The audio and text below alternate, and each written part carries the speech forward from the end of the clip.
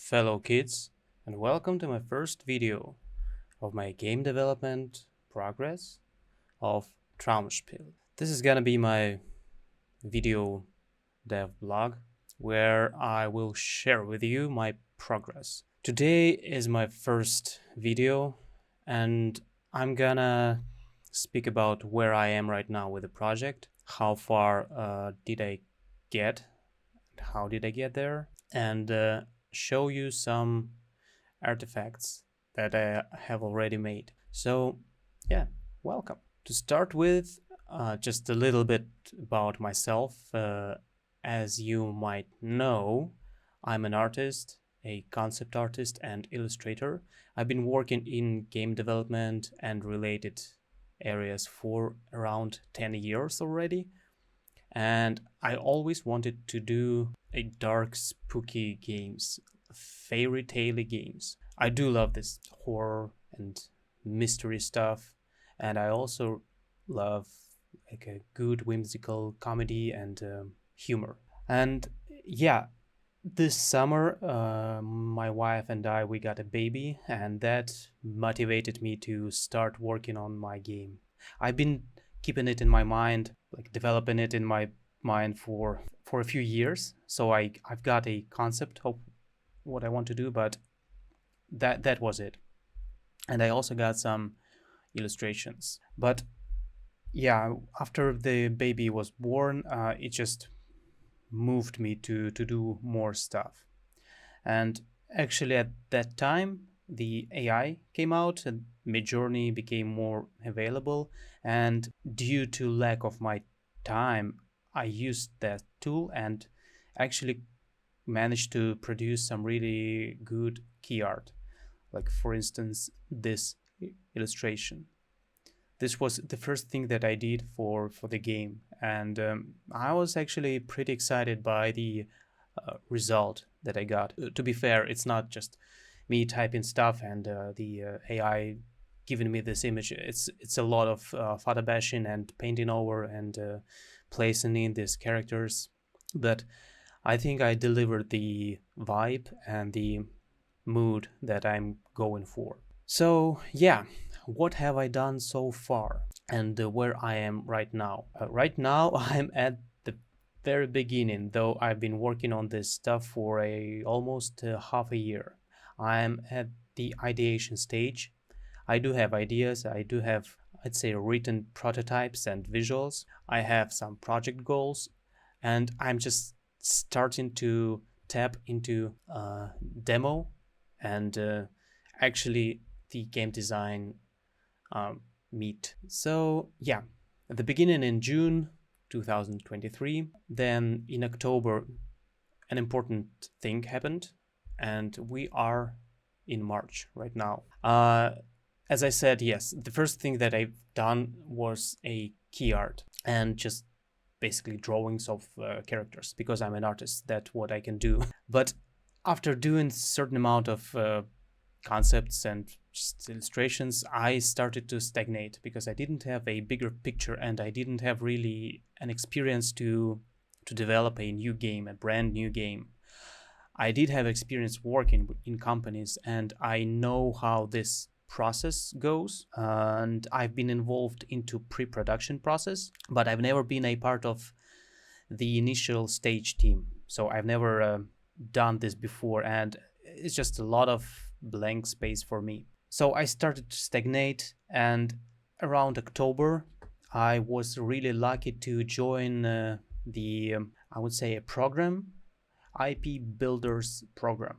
It is a experimental thing where they put together a group of creative minds as myself, and in a mentorship kind of way, they lead us with the IP building from very bottom to hopefully getting into a stage where we can present it to a possible publisher or investor. So like in October, I was just like, I've joined that group, and we started from basic steps. And the first step that you need to do if you're gonna work on a game and you want your game to be profitable and be able to grow into something bigger, think about the genre you go into work in, and really analyze it. Look around what kind of products related to that genre are there already, and analyze them. So they gave us kind of guidance and homework tasks to do that. So I have this analysis, and I know what genre I'm working in. Obviously, it's a dark fairy tale, but there are some deeper things to discuss. The next step is okay, we got the genre, we got this IP theme park that I'm gonna build, and with within this theme park, the first attraction, the first game is gonna be my Traumspiel, and we were tasked to give a project description, like a synopsis, like a story blob. Like, think about the core of our product and within few sentences describe it. It is a really damn hard thing to do, and you should have it. If you don't have it, think about it, write it down. Also, core gameplay concept. So this one is, I'm not like a game designer in any way, and not a programmer, engineer, and I thought, like, damn, how can I do this? And but actually, if you really think about it, analyze it, and talk with other people, you can come up with some pretty neat ideas. So after that, the next step was to do the research. This is something like really cool and new for me. I have never done this before. And research, there are two types of research, qualitative and quantitative. So basically what I did, I talked to my audience. I talked to people who play horror games, and the first one, the qualitative research, is basically an interview with those people. I asked them about their experiences, what they love in horror games, what they hate in those games, their best loved gameplay mechanics, etc. With those insights that I got, I did a quantitative research. It's a so I created a survey, and I think at this moment around 200 people participated in it. I got like really great answers and information and data, and people were able to actually type some notes and comments. It was just pure gold, and I'm really grateful to everyone who participated. With this data, now I'm at the stage of planning the demo for this game. So okay, that's what I have done already, and actually let's go through all the steps with a more deep insight look at them. The first is my IP. What am I gonna do? What my theme park is about? And it is about dark fairy tales for grown-up children. In my world, I'm gonna tell stories about people who experience deep emotional traumas and cope with real world horrors within the fairy tale fabula. And the best way to put it is Pan's Labyrinth meets Inception. I'm gonna work with fairy tale narrative and tools with combined with psychology and some real dark shit. And so that was like my general idea for my IP. And already I can imagine like a few products made within this universe. The first one though is actually Traumspiel. It is third-person horror adventure game, and the best way to put it is Alice in Silent Hill Land, where a little girl is traveling through the world of nightmares to find a cure for her mother, who is suffering from a deadly disease in the post-First World War Europe. So this is like a synopsis. I already have a concept of the story. I have characters, I have some twists and plots. I'm not gonna spoil them, but I do have all this stuff. And actually coming up with this short sentence was a really hard task to do. So this is a product shelf that my game will be placed in. And here you can see some bestsellers as well as indie projects. The closest to me are Silent Hill and Little Nightmares. So Little Nightmares is a really interesting reference. In what way? When I played it back in 2015, it gave me a huge, enormous burst of inspiration. And that was a proof for myself that whimsical kinda childhood fears games can be sold and can bring like good money. People love it and they will buy it. Before that, there were really no such big successful projects, and I was not sure that like anyone will actually would like to play this kind of game. So Little Nightmares was like a green light for me. Yes, you can do that, go for it. And you know this feeling when you're playing something or watching something and you have this itch in the back of your mind like, dude, you should do something like that. So that was just like a constant feeling. The second one, Silent Hill, so I actually thought about doing a puzzle platformer, but I realized that Silent Hill way of revealing the story and providing the gameplay is closer to what I'm looking for. It's also the world of the game, this landscape of emotional generated by emotional trauma with obscurity and like really horrible, weird creatures and shit that you cannot explain, but it's on a central level. That's something that inspires me still. Like every time I rewatch it, it just gives me shivers. So Silent Hill approach, horror survival, third-person game, traveling through this world, interacting with NPC, that something that I need in my story, and that is something that I was missing in Little Nightmares. You do not talk to NPC. You're only being chased by monsters. So yes, Silent Hill and Little Nightmares. The other biggies are Resident Evil, Alan's Wake, Alone in the Dark, the first one, and I'm having a great hopes for the remake.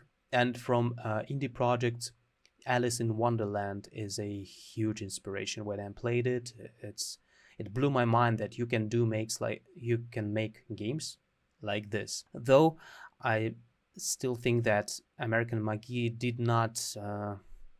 He kind of tackled this psychotherapy and psyche theme topic in it, but you can go like deeper, and that's what I really want to do. Okay. Next slide, the core game concept. So in my story, there are three things that I think I want to make that will drive this game.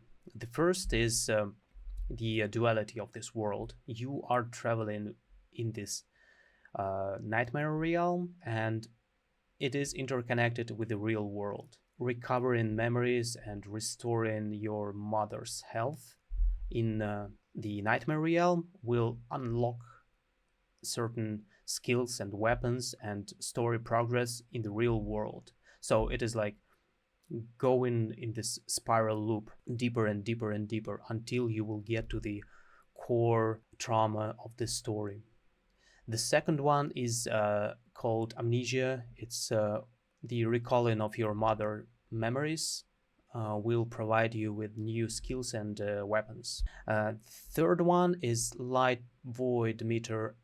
This is something that I want to include. It's more like resource management. So to travel within this nightmare realm, you need a light source. It's like life energy, and it is scarce, and you need to find it and you need to use it with and be really careful about it. So yeah, it's you jump into this world, survive, explore, gather things, you complete quests, You help NPCs, you solve puzzles, you unlock new memories, then you regroup, and the loop goes again and again. And this whole thing is happening in this place where you don't feel safe. The thing about horror games that fascinates me, and I found out from talking to people, is that we actually really like to be placed in a stressful situation with a clear goal what to do. So, and when you are completing tasks in this environment, it gives you this cathartic satisfaction of completing a completing something, and this feels like real. The fear is such a primal emotion that it wires us into this game world. Like if you create this game world, if you craft it somewhat believable and consistent, and you will create a tension of danger, the person will feel involved, the person will feel inside of this game like instantly.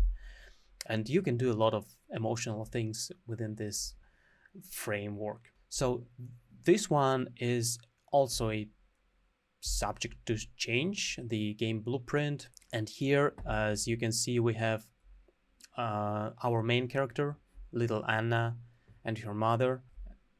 Oops, sorry.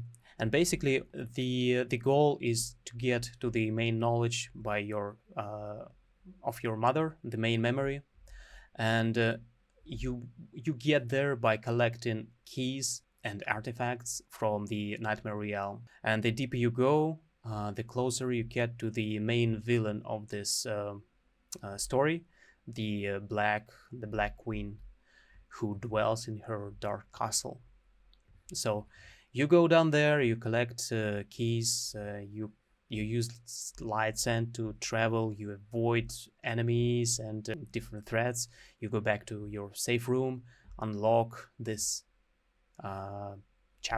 new chapter, and you get new memories and new skills from your mother's life, and you can go deeper and deeper. So this is like, I'm pretty happy with this. I think I can go forward with this, and it will help me to have a productive conversation with anyone who will join my project. Like if he will ask me about any of these characters, I have like a pretty damn clear explanation of why all this happening. And again, I don't want to spoil you the whole story. So this part is it is based on the research that I have done, the quantitative survey. And in that survey, I've got around 30 questions about different aspects of the horror games. I asked people about their favorite location, their favorite locations, their favorite monsters, their stress level that they prefer, the different like topics they like to see in games, and all that stuff. And after I got all this data, I analyzed it and came up with this like two main levels of important stuff that should be in game. The first level contains three aspects of the game. It is first the believable living world, the brain factor, and the story. The believable living world. It is everyone placed it on a first important like place. The world should feel alive. The sound design, the music, the response of the sound ambient, the monsters, the environment, it should be first of all grounded in a reality, coherent, and well, beautiful. So the beautiful aspect can be different. It varies from like realism to stylized. The main thing is consistency with some like rational logic to it. So believable living world. The second is a brain factor. people who play horror games, like adventure horror games, they are actually pretty smart, and they like when the game respects their intellect. So you can be actually pretty brave in this with this side of your game. You can drop a player in this world, give him some clues, and just say, go explore, go figure this shit out. You will die, but there is a way to restore, revive, and try it again. Mystery and exploration is a big one. Ambiguous rules, like you do not hold the hand of the player. You show them some clues, you show them some glimpses of this story narrative, and they will figure it out. Be smart about it. And the final third pillars, it's a good word, pillar, is a story. The interesting thing is, for many people, the story doesn't actually matter what kind of story until it is consistent and the main characters, they have really good motivation, like short-term and long-term motivation. And the setting can actually also, like, you can do your story in a cursed village or in a out space, doesn't matter, unless you have this really understandable, relatable character design and their motivation. Aside from main characters, I will need NPCs and quests, and dealing with NPCs will affect the outcome of the game. It is something that, scratch that. So yes, NPCs, and the final is gradual revealing scattered info. You do not you do not just tell everything. You hide as much as you can, and you give the people an opportunity to discover stuff. I love this personally, and a lot of people love that too as well. Cliffhangers. Whenever you finish a chapter, you give a really good cliffhanger. It's I think we can all learn from The Last of Us. Just great example of storytelling using cliffhangers. The second level importance are the challenge aspect, the kind of challenges that a player faces through the game, the loot, and actually character progression. It's not that important. So starting with the challenges, again, enemies, monsters, environment, puzzles, limited resources, it's all good and it's all equally important unless they all are coherent with your world building. So they need to feel like part of this universe and have a like clear logic behind them. The really important like fun question that I got that I asked people is about the enemies designs, and mostly it's interesting. People really fear and enjoy monsters like ambiguous shapes than psychopath and sociopath.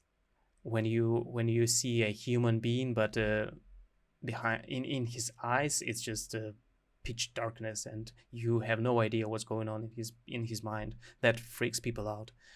And spiders, people hate spiders. So I think the Choo what's his name? Choo Charlie is the guy who did this. He just nailed it with a spider design of that train. The next one is, speaking of inventory, I want to use an inventory in my game. I want players to be able to collect things and to not exactly do crafting, but combine them to solve puzzles. Maybe there will be some crafting aspect, but I'm not sure about that. And for puzzles and collectibles, well, there are numerous ways to design puzzles, and I will need a help of a really good game designer to do that. So yeah, with this data and these insights, I got a pretty clear vision of this. And within this demo, The first is I need to build a haunted location with a NPC that provides the player with a quest. Probably I want to show that the quests are not just like pick A or B, and they do have some moral conflict, decision, choice in them. And then there should be an enemy, and players should solve a puzzle connected to light and darkness concept that I use in this game. After completing this quest, the player goes to a safe room, unlocks a memory, gets some even maybe clues about new skills that he can unlock, or the way the character will develop, and done. Yes. So it should have really good sound, really good ambient sound design, art, the ambiguity, unsettling feeling, the feel of threat, the constant feel of threat, touching characters that people should like feel about and maybe relate. So I do have some ideas how to do that, but still. And I want to show that brutal, visceral aspect of horror that will happen to character if player doesn't do his part well. So yeah, that's where I am right now. This short presentation, it has some information in it, but it took me like, yeah, around 3 to 4 months of actually thinking and formulating all these ideas to come up with this. And aside from this document, I do have my product page, and it's a really good thing to have when you show stuff to people. It's like a business card of my project. I'm not really happy with sharing my social media because it's kind of a mess, and I really wanted to have this one place where I can direct people to go. And here I have my key art. I have link to survey, and actually you can still participate in it and have some, if you have any thoughts or suggestions, you're more than welcome to do that. And really neat thing that people, my mentors suggested me is to you can invite people from the survey to be mentioned in your game, like as a yeah. So the basic game description, project details. This leads to my PSD document that I actually described to you, and the genre analysis document. It also has some extra stuff that I did not involve in my speech today, and concept art. So the concept work it's mostly about the vibe and the mood. It creates a really high bar for graphics that I'm not sure that that I will actually follow, but I will try to. And yeah, the last one is actually links to my social media, and you can subscribe, so I can share with people directly with people the new updates and information about my game. So that concludes my first video. It was a pretty chunky one, and the next one will be probably more like less long, and I will jump into actually developing the game in the engine. I will use Unreal Engine, and I'm starting to study it, and building that demo is a really exciting and fun task to do, but also a little bit scary. So thank you for joining me and watching this video. I hope you liked it, and yeah, let me know if you want me to share anything with you in the comments. So thank you, and goodbye.